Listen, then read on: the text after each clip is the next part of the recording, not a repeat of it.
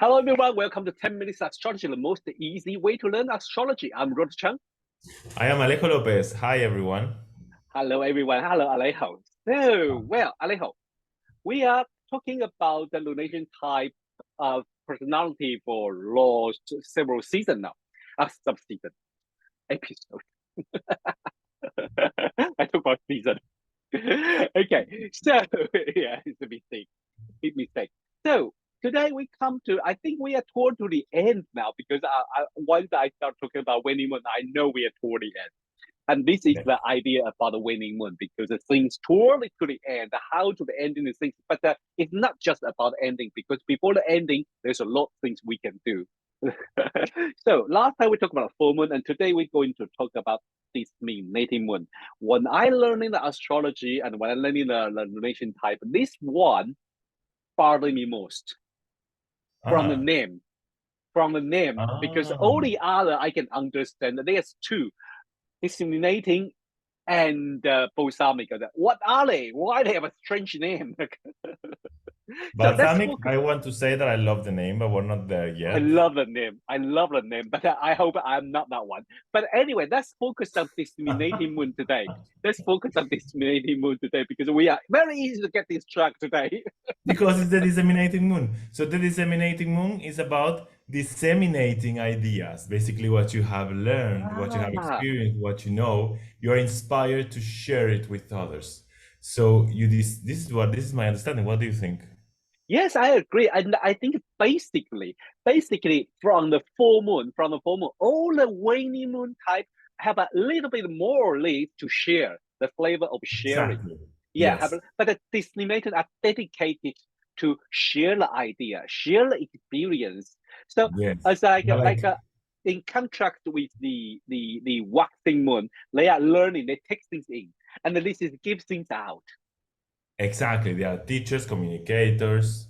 Mm-hmm. Sometimes they have like strong beliefs and they want to fight for what they believe and they want to prove it. They want to show Mm-hmm. everyone else how this is really working. What it's, they have this kind of strong, passionate desire to share their experiences and to kind of demonstrate, to teach others Mm.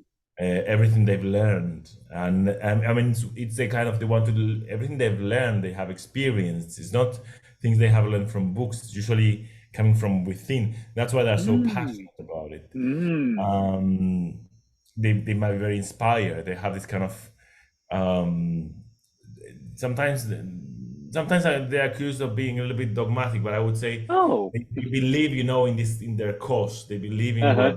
what they are fighting for in their project Uh-huh. vision, and they have the will and the energy to turn it into something real. Yes, so they're very passionate about this Yeah. idea of sharing what they've learned, what they know. Yeah, but let's go back to the very very fundamental things. The distance between the moon and the sun. We totally forget that. This is the energy of the disseminating moon. So Yeah. the distance is 135, Mm-hmm. between 135 and 90 degrees behind the sun. So Mm-hmm. again, this idea that the moon is running now behind the sun. In the zodiac, she's behind the Mm-hmm. sun, and she's running towards the sun. So how far Mm. behind? Between 90 and 135 degrees behind the sun. Okay. So this So happens yeah. like Go on. 3.5 days after the full moon. Mm-hmm, mm-hmm. So beginning like that. So if your birthday is after full moon and you see it's like between the 135 degree to 90 degree, not past 90 degree yet, and that is belong to discriminating moon, and you may have this type of a relation type personality is to sharing and passionate about what you experience, passionate to share with people your idea and that is very interesting type of the lunation type. So maybe we should use a chart example to help our audience to understand. And today, as Alejo suggests, we use a very famous personality who was, I think, once the celebrity of the uh, English word. We use the Princess Diana. So let me take her chart out. Here we are. We have Princess Diana's chart. And basically, she was born on 1st July 1961 and 7:45 BST. Well, somewhere in South England called Dunningham. So let's Yes. check her. She has the sun at 9 degree Cancer, and her Yes. moon is 25 degree Aquarius. So I would say look for the opposition of the sun. Yes, here. It's 9 degree Cancer. Sorry, 9 degrees Capricorn. Capricorn, And how yes. far is 25 degrees Aquarius from 9 degrees Capricorn? Is it more Yes, than 45? So yes. from 9 Capricorn to 9 Aquarius, we have 30. 30, yes. We need to add another 15 to get to Yes, 45. So yes, 9 plus 15 is 24. exact. So, because numbers in English is harder for me. So we get to 24 Aquarius, up to 24 Aquarius. It would have been a full moon lunation time, but she's at Yes, 25. yeah. So she's already The this disseminating type. disseminating time. Yes. Yes. It is very interesting. For the first, her combination between the Cancer and Aquarius is always a little bit weird because I have same combination. I have the sun in Aquarius, but my ascendant is in Cancer. So I have this kind of I understand this type of a two sign. They don't understand each other. Yeah, they don't share anything, right? Yeah, they don't share anything. So her son maybe asked her moon, say, "What are you doing? Why are you going out that like that? And why you hug those people?" And her moon's like, "Why are you so shy? Why are you hiding there?" Yeah. But I think there is something in common which has to do Mm-hmm. with some form of care, which is not an Mm-hmm. Aquarius word. I know it's more like a Cancer word. But Mm-hmm. the idea of Aquarius, they care for humanity, the care Yes. for progression. Mm. And in Aquarius, it can be quite cold, but with the sun in Cancer, it becomes quite real. Mm. Yeah. I think I agree with you. The although the we think that Cancer sign and Aquarius sign has nothing in common. Basically, you would think like that, but they both care. They both care things. One is care about the surrounding, about his his their environment, like Yeah, immediate family. That's more Cancer type, or people around them, very close to them.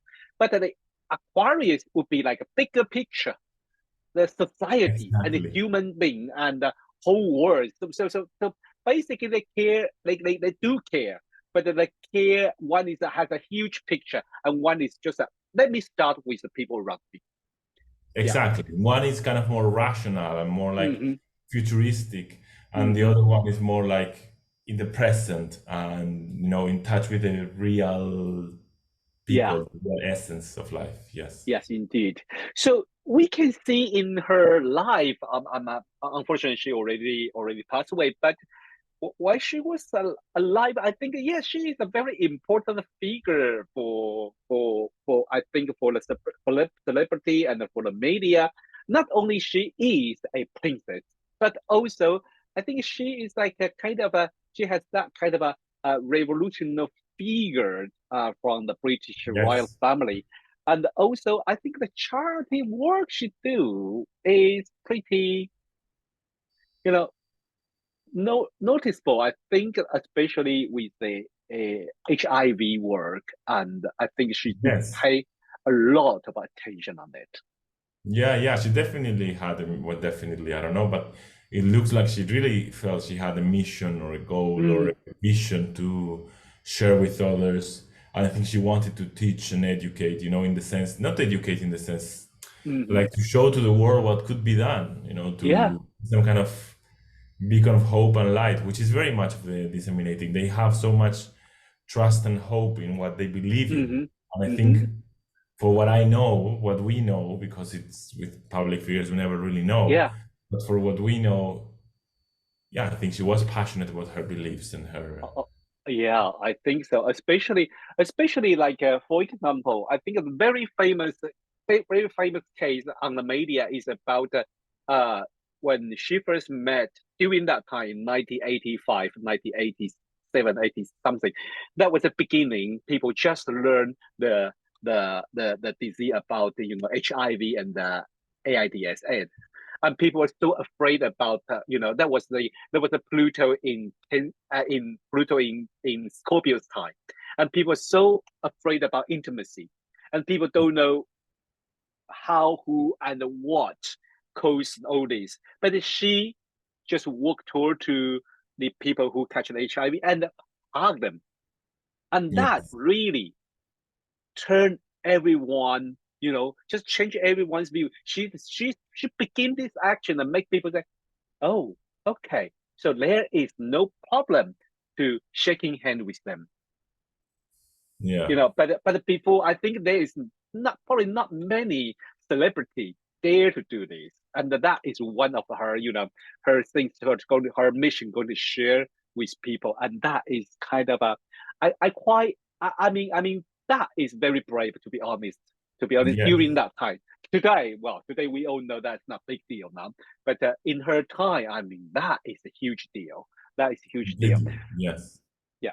So wow. So today we talk about the disseminating moon, and it is about a relation type personality. It's about sharing, about communicating, and Teaching, following your teaching. principles, your ideology, your beliefs. Mm-hmm. So what are we going to talk about next week?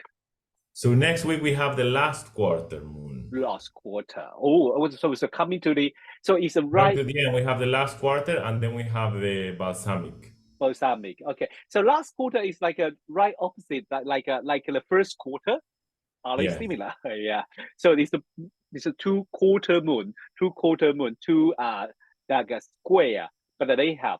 I like this because even the square, they have a different flavor. They have a very very different flavor from Yes. the waxing square and waning square.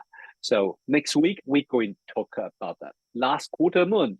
See you next time. Bye bye. See you, everyone.